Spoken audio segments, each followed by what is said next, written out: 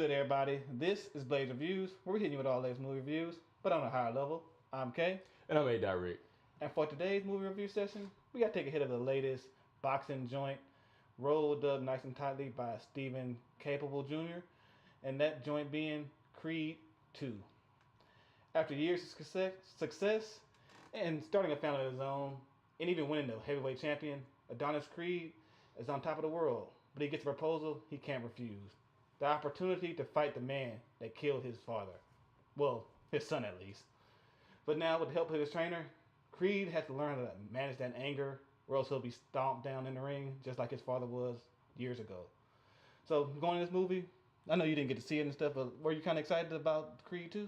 Well, I never saw the first one. I just didn't feel a reason to. I'm not the biggest fan of the Rocky series. We saw like the older stuff. I saw Rocky 1 through 5. I've seen all of them. I never saw the Rocky Balboa, like when he was an old man fighting again. And I just wasn't that huge of a fan. But the trailers made it look compelling, though. Yeah, I mean, I saw the first Creed and stuff. I kind of liked it. I really liked it and stuff. I like Ryan Coogler and stuff. So it's a big downer whenever he couldn't come on to do the sequel and stuff. Yeah, that also, I heard that. And I was kind of like, well, there's less of an incentive. Yeah. At least Coogler is more of a known director than Capel. Right, and that's his muse, Michael B. Jordan.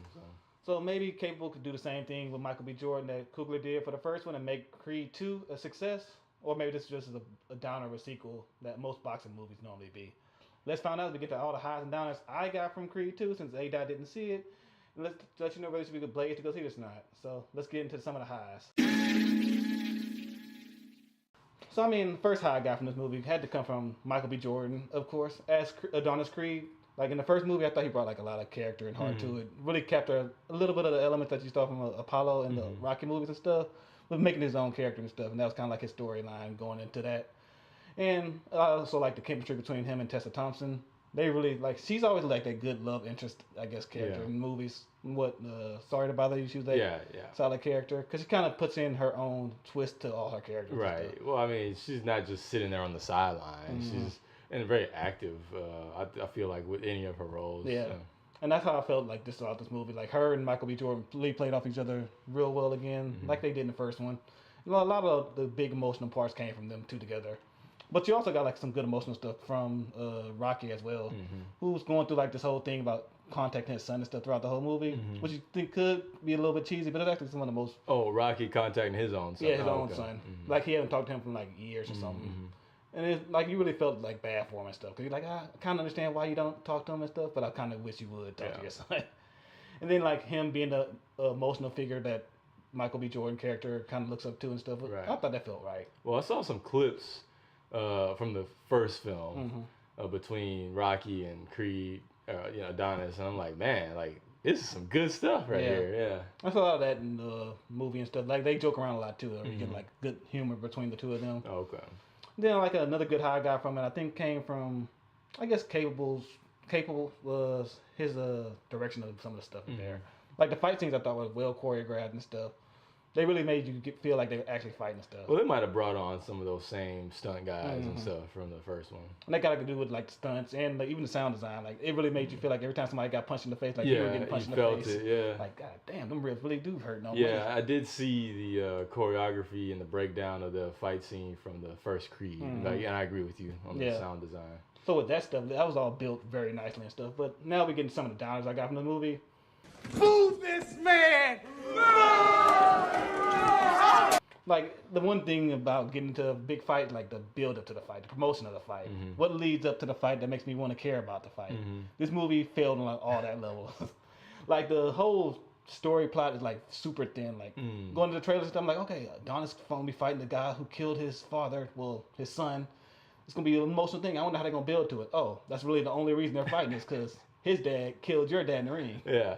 Like, there's no build. Like, I thought Drago's son was going to be like some big-time fighter or something. Right. That Creed was going to be scared to fight and stuff. So it wasn't like a Klitschko, kind of cinematic Klitschko? No, not at all. Wow. And the character as a whole was just pretty bland. Like, the son, I don't even know his name. They just brushed over him pretty much? Yeah, I don't even know his name. I think it's like Viktor Drago or something. But really, he's just a muscle since Ivan is old. Like Dolph Lundgren plays brings back as Ivan Drago. Like he looks good. He could have probably fought Michael B. Jordan if he wanted to.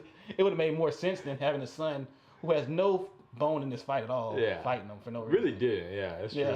And I thought they were gonna like develop it or something, but nope. Just trying to impress his dad. Same basic stuff you see in every boxing movie. And that's like another big downer I got from it. It's like it follows the same story arc you expect out of every boxing movie. Heroes on top of the world, comes in some situation in the middle where he falls, has a crisis of confidence moment, and then wins at the end. The hero's journey. I'm like, wow, there's nothing new happening at all. And I think that's like one part where they mess with Coogler and stuff. Like at least in Creed 2, it felt like he worked up to something. He was trying to prove that he wasn't his father and stuff. He wasn't doing the same basic stuff you see in every boxing movie and stuff. This one, just let's follow all the basic tropes we've seen over and over again. Dang. And then, like I thought, like they keep in all the advertising, they building up Drago and Rocky confrontation. They have that one scene in the restaurant that you see in the trailer, and that's it. That's the only time I think they ever say any words to each other. Rod and Drago only had like I think 4 lines of dialogue in this movie. Like, well, the one thing that confused me about the trailer is when Rocky's saying, "Hey, he's broken things in me that ain't never been fixed," and it's like, well, what does that have to do with his son fighting him? Like, what? That doesn't have anything to do with that. Yeah, that kind of hurts the movie and stuff. Like when, like I said, the fights were good looking and stuff, but the story part of it is like, okay, I don't know why y'all really fighting. So would you say that they were more relying on Rocky 4 than Creed 1? Oh yeah, of course. Like if you haven't seen Rocky 4, you're probably like, why are these guys beefing for? Who are these Russian people? That's a shame. They even try to like make you feel like the Rocky 4 elements like, oh, this fight got to take place in Russia. Oh, why? The Cold War is back on, baby. Yeah. I'm like, but why? Creed's the champion. He should be able to pick at best where they're fighting stuff. Yeah. But I mean, other than that, like the direction and stuff was good, the fights were good, but this movie was just paper thin when it comes to story. So I'll say some high grade Reggie, but I really want this movie to be worth the hit and stuff. So I'm kind of let down in that aspect. But I mean, hey, that's just my high opinion. What I really want to know is, what did you guys think of Creed 2? Were you excited to see the sequel to the first Creed? Are you a big Michael B. Jordan fan? If so, let us know by sparking it up in the comment section below.